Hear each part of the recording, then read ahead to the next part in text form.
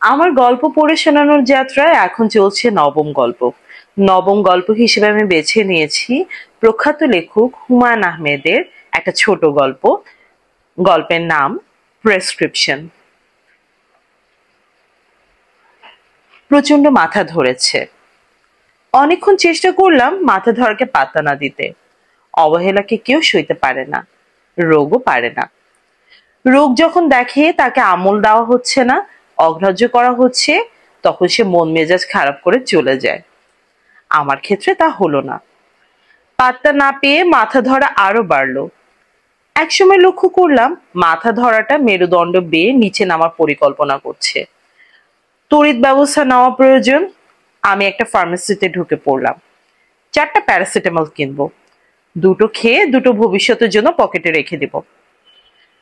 আমার অনেক দিনের অভ্যাস, যে কোনো দোকানে ঢোকার আগে দোকানের নামটা আমি পড়ি। মাঝে মধ্যে সুন্দর সুন্দর নাম আমার চোখে পড়ে, বেশ মজা লাগে।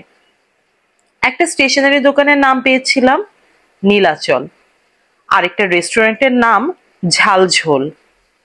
সাধারণত দেখেছি সুন্দর নামের দোকানগুলি বেশি দিন চলে না। ঝালঝোল 1 মাসের মধ্যে উঠে গেল। নতুন এক রেস্টুরেন্ট চালু হলো, নাম the new Madina biryani and kebab ঘর। সাইনবোর্ডে হাস্যমুখী দাড়িওয়ালা ছাগলের ছবি। এই রেস্টুরেন্টটা বেশ চলছে। যে কথা বলছিলাম, ফার্মেসিতে ঢোকার আগে চট করে নামটা পড়ে নিলাম। নতুন কোনো নাম না হলেও আধুনিক নাম, প্রেসক্রিপশন। আমার কাছে মনে হলো নামটা যে শুধু আধুনিক তাই নয়, বেশ জুৎসই নাম। প্রেসক্রিপশন মানেই তো ফার্মেসি। 4টা প্যারাসিটামলের দাম 4 টাকা। মাথা ধরা নামক অতি যন্ত্রণাদায়ক ব্যাধির জন্য বড়ই সস্তা চিকিৎসা। সেলসম্যানকে পানি দিতে বললাম। সে গ্লাসে করে পানি এনে দিল। 2টো ট্যাবলেট তখনই খেয়ে ফেললাম। ঔষধের দাম দিতে গিয়ে আমি হতভম্ব। মানিব্যাগ তো সঙ্গে নেই। পকেট মার হয়নি এটা জানি, বাসা থেকে মানিব্যাগ নিয়েই বের হয়েছি। 2টো ট্যাবলেট গিলে না ফেললে ফিরিয়ে দেওয়া যেত। আমি খুবই লজ্জার মধ্যে পড়লাম। কি বলবো বুঝতে পারছি না। সেলসম্যানও কেমন কেমন করে যেন তাকাচ্ছে। দোকানের মালিক মনে হয় দূর থেকে ব্যাপারটা লক্ষ্য করেছিলেন। তিনি এগিয়ে এসে গম্ভীর মুখে বললেন, আপনি আমার সঙ্গে একটু ঘরে আসবেন। 4টা টাকার জন্য কঠিন কিছু কথা শুনতে হবে কিনা এখনো বুঝতে পারছি না। আমি তার ঘরে ঢুকলাম এবং হড়বড় করে বললাম, ওষুধের দাম দিতে পারছি না, কাল ভোরে এসে আমি নিয়ে যাব। মালিক ভদ্রলোক বললেন, সামান্য 2টো ট্যাবলেটের দাম দিতে না পারায় আপনি এমন করছেন কেন? ভাই এক কাজ করুন, 2 পাতা ট্যাবলেট নিয়ে যান, এর দাম আপনাকে দিতে হবে না। আর শুনুন, আপনি আমার সামনে চেয়ারে বসুন, চা দিতে বলছি, গরম চা খান, মাথা ধরাটা কমবে। আমি ভদ্রলোকের ব্যবহারে মুগ্ধ হয়ে গেলাম। দিনকাল পাল্টে গেছে, প্রিয়জনদের কাছ থেকে ভালো ব্যবহার পাওয়া যায় না, আর এই ভদ্রলোক নিতান্তই অপরিচিত একজন। আমি বললাম, আপনার নামটা জানতে পারি? ভদ্রলোক বললেন, অবশ্যই পারেন। আমার এমনই নাম যে একবার শুনলে কখনো ভুলবেন না। আমার নাম কয়লা। আমি অবাক হয়ে বললাম, কয়লা? হ্যাঁ, কয়লা। রসিকতা করছি না, আসলেই আমার নাম কয়লা। জন্মের সময় গায়ের রং ছিল খুবই ফর্সা। আমার বাবা রহস্য করে বললেন, আমার ছেলে এমন কয়লার মতো কালো হলো, ব্যাপারটা কি? সেই থেকে কয়লা নাম। ঠাট্টা করে কয়লা ডাকতে ডাকতে কয়লা। ভালো নাম হলো মোহাম্মদ সানোয়ার হোসেন। সানোয়ার সাহেবের দিকে ভালো করে তাকালাম। ভদ্রলোকের গায়ের রঙে যে সুন্দর তাই না, দেখতেও সে সুন্দর। বয়স 40-এর মতো হবে। চুলে পাক ধরেছে, তার জন্য মনে হয় ভদ্রলোকে আরো সুন্দর লাগছে। কিছু মানুষ আছে যাদের পাকা চুলে মানায়। আপনার মাথা ধরার অবস্থা কি? কমে আসছে। সানোয়ার সাহেব রহস্যময় গলায় বললেন, 1 মিনিটের জন্য চোখটা বন্ধ করবেন? কেন? আপনার কপালে এবং চোখে একটা মলম লাগিয়ে দেব, বার্মিজ মলম, নাম টাইগার বাম। লাগাবার 3 মিনিটের মধ্যে মাথা ধরা চলে যাবে। আমি চোখ বন্ধ করলাম। ভদ্রলোক চোখের পাতায় এবং কপালে বাম ঘষে দিলেন। খুবই আরামদায়ক ম্যাসাজ। ম্যাসাজের কারণে মনে হয় ব্যথা অর্ধেক কমে গেল। 3 মিনিট চোখ বন্ধ করে রাখবেন, চোখ খুলবেন না। আমি চোখ বন্ধ করে বললাম, আপনার দোকানে মাথা ধরা নিয়ে যারা আসে তাদের সবার চোখে কি আপনি টাইগার বাম ঘষে দেন? না, দেই না। আপনি লেখক মানুষ, আপনার জন্য অন্য ব্যবস্থা। ওহো, আচ্ছা। চা চলে এলো, চায়ের সাথে গরম সিঙ্গারা। আগুন গরম সিঙ্গারা সবসময় ভালো হয়, এটা মনে হয় আরো ভালো। চাটা সিঙ্গারার মতো ভালো না হলেও খারাপ না। লেখক হিসেবে মাঝে মধ্যে অপ্রত্যাশিত কিছু খাতির যত্ন আমি পাই। বড় মাপের লেখকরা এ ধরনের খাতির যত্নে বিব্রত এবং বিরক্ত হন। যেহেতু আমি খুবই ছোট মাপের একজন, তাই আমি খুশি হই। অবশ্য চেষ্টা থাকে খুশি চেপে রাখার। চা খেতে খেতে আমি ভদ্রলোকে বসার ঘর দেখলাম। তার ফার্মেসির নামে যেমন রুচির পরিচয় পাওয়া যায়, ঘর থেকেও পাওয়া যায়। সুন্দর করে সাজানো ঘর, মেঝেতে কার্পেট, চারদিকে নানান ধরনের ইনডোর প্ল্যান্ট রাখা। একটা প্ল্যান্টে আবার বোতামের মতো নীল ফুল ফুটেছে, অপূর্ব দেখাচ্ছে। ব্যবসায়ী মানুষের বসার ঘরে সাধারণত প্ল্যান্ট দেখা যায় না। ভদ্রলোকের টেবিলে দুটো বই, একটা নাম doomsday and life after death, অন্যটার নাম পড়া যাচ্ছে না। সেটা নিশ্চয়ই গল্প উপন্যাসের বই না, সিরিয়াস কোনো বই। দেয়ালে ভদ্রলোকের যুবকালের ছবি, সাইকেলে হেলান দিয়ে তোলা, ঠোঁটে সিগারেট। সানোয়ার সাহেব বললেন, আমার বাবার ছবি। আমি ভেবেছিলাম আপনার যুবক বয়সের ছবি। অনেকেই তাই ভাবেন। অফিস ঘরে নিজের ছবি টাঙিয়ে রাখবো এত অহংকার আমার হয়নি। আমি বললাম, আপনার বাবা অত্যন্ত সুপুরুষ ছিলেন, সিনেমার নায়কের মতো চেহারা। সানোয়ার সাহেব হাসতে হাসতে বললেন, আমার বাবা জীবনের বেশিরভাগ সময় ব্যয় করেছেন ছবিতে ঢোকার কৌশল বের করতে গিয়ে। তিনি সকালবেলা এফডিসিতে ঢুকতেন, রাত 11টা-12টার সময় ফিরতেন। যেতেন খুব সেজেগুজে। পরিচালকদের অ্যাসিস্ট্যান্টদের সিগারেট খাওয়াতেন, তাদের যে কোনো ফরমাইশ নিমিষের মধ্যে করে দিতেন। এর বিনিময়ে হঠাৎ হঠাৎ পাসিং শটে সুযোগ পেতেন। পাসিং শট মানে? পাসিং শট হচ্ছে, ধরুন ছবির কোনো দৃশ্য হচ্ছে, নায়ক নায়িকা গল্প করছে, অনেক দূর থেকে একটা লোক হেঁটে চলে গেল। মূল গল্পের সঙ্গে সেই লোকের কোনো সম্পর্ক নেই, লোকটা হেঁটে যাওয়ায় ফ্রেমটা ভরাট লাগবে। সেই লোকের শটটাকে বলে পাসিং শট। ও আচ্ছা। পরিচালক বা প্রযোজকের নজরে পড়ার প্রাণপণ চেষ্টা একেবারে বিফলে গেল না। বাবা তাদের নজরে না পড়লেও একজন এক্সট্রা মেয়ের নজরে পড়লেন। এক্সট্রা মেয়ে মানে কি? নায়িকার অসংখ্য সখীরা হলো এক্সট্রা।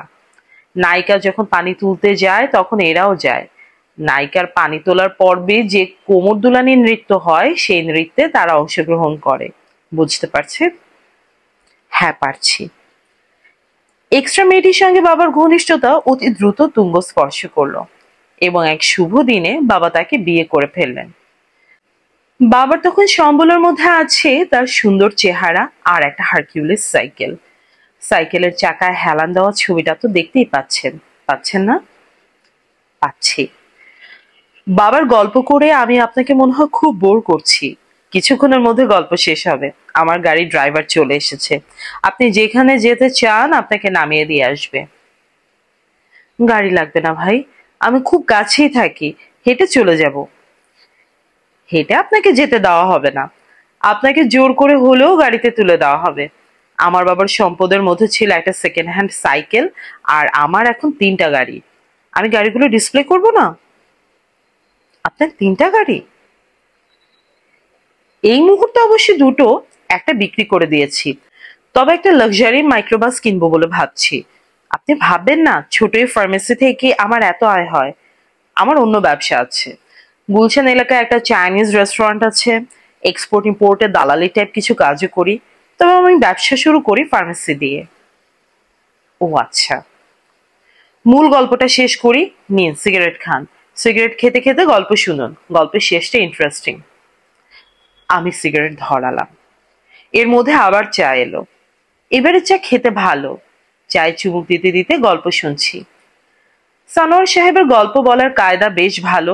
হড়বড় করে গল্প বলেন এবং মোক্ষম জায়গায় এসে দম নেন। আবার শুরু করেন। গল্পটা এমনভাবে বলেন যাতে মনে হয় গল্পটার প্রতি তিনি কোনো আকর্ষণ বোধ করছেন না। নেহায়েত গল্প করতে হয় বলে গল্প করছেন। গল্পটা করতে না পারলে তার ভালো লাগতো। বাবা থাকতেন তার এক দূর সম্পর্কের চাচার বাসায় খিলগাঁয়ে। যে চাচার বাসায় থাকতেন তার ছোট মেয়েকে তিনি বিয়ে করবেন এরকম ধারণা বাবা সম্ভবত দিয়ে রেখেছিলেন, নয়তো বাবার সেই ধুরন্ধর চাচা বাবাকে এতদিন পুষতেন না। হঠাৎ এক্সট্রা মেয়েকে বিয়ে করে ফেলায় বাবার সেই চাচা তৎক্ষণাৎ বাবাকে বের করে দিলেন। নতুন বউ নিয়ে বাবা পড়লেন মহাবিপদে।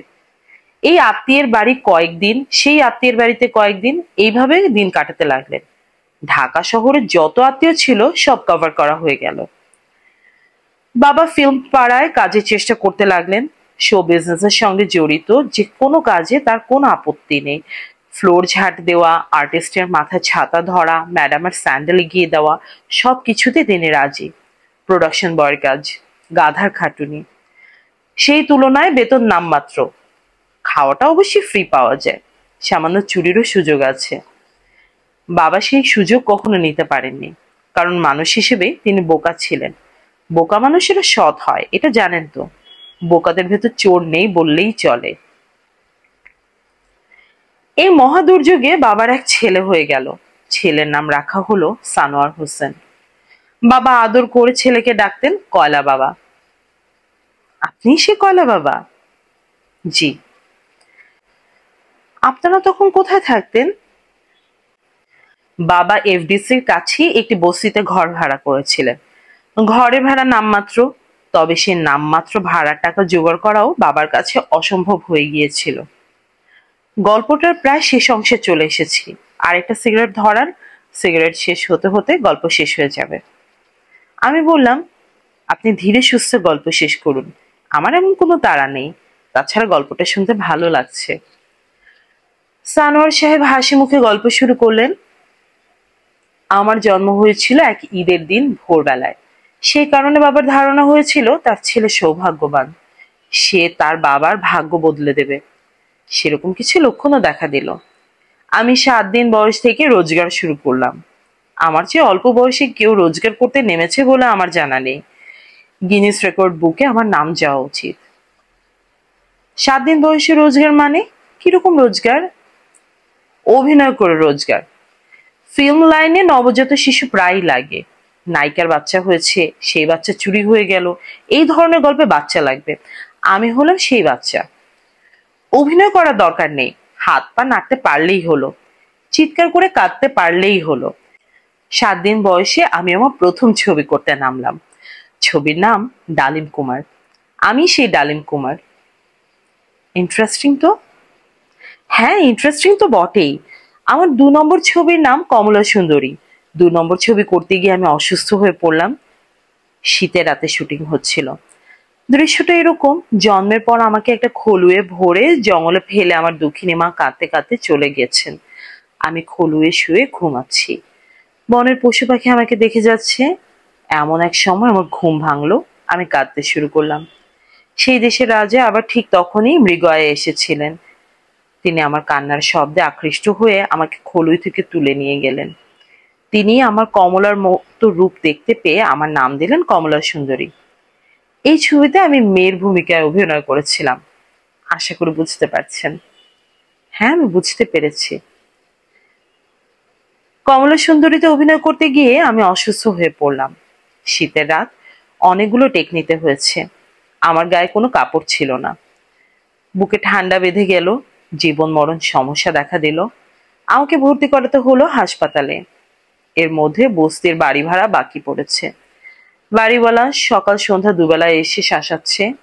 সাহিত্যের ভাষায় যাকে বলে ঘোর অমানিসা। তখন হঠাৎ আমার বাবার কপাল খুলল। চিত্র জগতের একজন খুন হলেন। আমি বিস্মিত হয়ে বললাম, চিত্র জগতের একজন খুন হবার সঙ্গে আপনার বাবার কপাল খোলার ব্যাপারটা ধরতে পারছি না। সানোয়ার সাহেব হাসি মুখে বললেন, ধরিয়ে দিচ্ছি। এমন কিছু জটিল ব্যাপার না। আপনি কি জানেন শাস্তি কেনাবেচা হয়? একজনের শাস্তি অন্যজন টাকার বিনিময়ে নিজের ঘাড়ে নিয়ে নেয়। অপরাধীর শাস্তি হয় না, টাকা খেয়ে যে অপরাধ নিজের ঘাড়ে নিয়েছে তার শাস্তি হয়। আমি এখনো ঠিক বুঝতে পারছি না। আরো সহজ করে ব্যাখ্যা করি। ধরুন আপনি ক্লাসে পড়া পারেননি, শাস্তি হিসেবে আপনার গালে চড় দেবার কথা। সেই চড় আপনার হয়ে অন্য কেউ খেলো, আপনার কিচ্ছু হলো না। এরকম কি হয়? অবশ্যই হয়। শাস্তি কেনা বেচার মার্কেট আছে। আপনার যদি প্রচুর টাকা থাকে আপনি খুন করতে পারেন, নিজের হাতেই করতে পারেন। আপনাকে তার জন্য শাস্তি পেতে হবে না, অন্য একজন আপনার হয়ে ফাঁসিতে ঝুলবে। আমি হতভম্ব হয়ে সানোয়ার সাহেবের দিকে তাকিয়ে রইলাম। তিনি সহজ গলায় বললেন, আমার বাবা ঠিক এই কাজটি করলেন। তিনি পুলিশের কাছে গিয়ে বললেন খুন তিনি করেছেন। কিভাবে খুনটা করেছেন তার বিশদ বর্ণনা দিলেন। তার কথা মতো যে ছুরিতে খুন করা হয়েছে সেই ছুরি বাবার বস্তির বাসার মুড়ির টিনের ভেতর থেকে বের করা হলো। অন্যের অপরাধে তার বিচার শুরু হলো। বিনিময়ে তিনি তার পরিবারের জন্য রেখে গেলেন 4,10,000 টাকা। আপনার বাবার কি শাস্তি হয়েছিল? ওনার ফাঁসি হয়েছিল। ভাই, আমার গল্প শেষ হয়েছে। আপনার জন্য গাড়ি রেডি আছে, আপনাকে নিয়ে যাবে। আমি বিড়বিড় করে বললাম, আই এম সরি। সানোয়ার সাহেব আমার দিকে রাগি রাগি চোখে তাকালেন। মনে হলো তিনি হঠাৎ রেগে গেলেন। আবার সেই রাগ সামলে নিয়ে বললেন, বাবার মামলা ঘাড়ে 4 বছর ধরে চলেছে। বাবার যখন ফাঁসি হয় তখন আমার বয়স 5। ফাঁসির আগে আগে আমাকে কোলে নিয়ে মা বাবার সঙ্গে দেখা করতে গেলেন। বাবা আমাকে অনেক আদর করলেন। বাবার সম্পর্কে আমার কোনো স্মৃতি নেই, শুধু আদরটা মনে আছে। আদর করতে করতে তিনি বলছিলেন, কুটুকুটু, মুটুমুটু, ভুটুভুটু। আমি চুপ করে বসে আছি। গল্পের শেষটা যে এমন নাটকীয় হবে ভাবতে পারিনি। ভদ্রলোকের সামনে বসে থাকতে তখন আর ভালো লাগছে না। কোনো ছুতো উঠে যেতে পারলে ভালো হয়, তেমন কোনো ছুতো পাচ্ছি না। সানোয়ার সাহেব বললেন, গল্পটা কেমন লাগলো? আমি প্রশ্নের জবাব দিলাম না, চুপ করে রইলাম। সানোয়ার সাহেব থেমে থেমে বললেন, আপনি গল্পকার মানুষ, ইন্টারেস্টিং গল্প আপনারা তৈরি করেন। ছোট প্রাণ, ছোট কথা, ছোট ছোট দুঃখ কথাটাই। আমার গল্পটা কি আপনার ছোট গল্পের থিওরিতে পড়ে? আমি বললাম, ভাই আজ উঠি, আরেকদিন এসে কথা বলবো। সানোয়ার সাহেব শান্ত গলায় বললেন, গল্প শেষ হবার পরেও কিন্তু কিছু বাকি থাকে, সেটাকে বলে পরিশিষ্ট। আমার গল্পটারও একটা পরিশিষ্ট আছে। পরিশিষ্টটা শুনে যান। বলুন, শুনছি। আমার বাবা আসলে ছিলেন ভাগ্যবান মানুষ। সাধারণ মানুষের বেশিরভাগ স্বপ্নই অপূর্ণ থাকে। শুধু ভাগ্যবান মানুষের সব স্বপ্ন পূর্ণ হয়। বাবার সব স্বপ্ন পূর্ণ হয়েছিল, সেই অর্থে তিনি ভাগ্যবান। তিনি তার ছেলেকে নিয়ে স্বপ্ন দেখেছিলেন ছেলে জীবনে প্রতিষ্ঠিত হবে। আমি প্রতিষ্ঠিত হয়েছি। তিনি নিজেকে নিয়ে স্বপ্ন দেখেছিলেন সিনেমার নায়ক হবেন। তার বেলায় সেই স্বপ্ন পূর্ণ না হলেও তার স্ত্রীর মাধ্যমে সেই স্বপ্ন পূর্ণ হয়। আমার মা বেশ কটি ছবিতে নায়িকার ভূমিকা অভিনয় করেন। ও, যার খুনের শাস্তি বাবা ঘাড় পেতে নিয়েছিলেন সেই লোকই মাকে এইসব সুযোগ করে দেয়। মজার ব্যাপার হলো মা তাকে বিয়েও করেন। নায়িকারা ছবির প্রডিউসারকে বিয়ে করেই থাকে। এটা তেমন গুরুত্বপূর্ণ ব্যাপার না। আপনি কি বলেন? সানোয়ার সাহেব উত্তরের আশায় আমার দিকে তাকিয়ে আছেন। আমি তাকিয়ে আছি হারকিউলিস সাইকেলে হেলান দিয়ে দাঁড়িয়ে থাকা তার বাবার দিকে। এই ছিল আমার পড়া নবম গল্প। আমি নিয়মিত গল্প পাঠ করার চেষ্টা করে যাচ্ছি। যদি আমার গল্প ভালো লাগে অবশ্যই জানাবেন। যদি কোনো গঠনমূলক সমালোচনা অথবা আলোচনা কিংবা যে কোনো গল্প শোনার ইচ্ছা থাকে সেগুলো আমাকে কমেন্ট বক্সে জানাতে পারেন।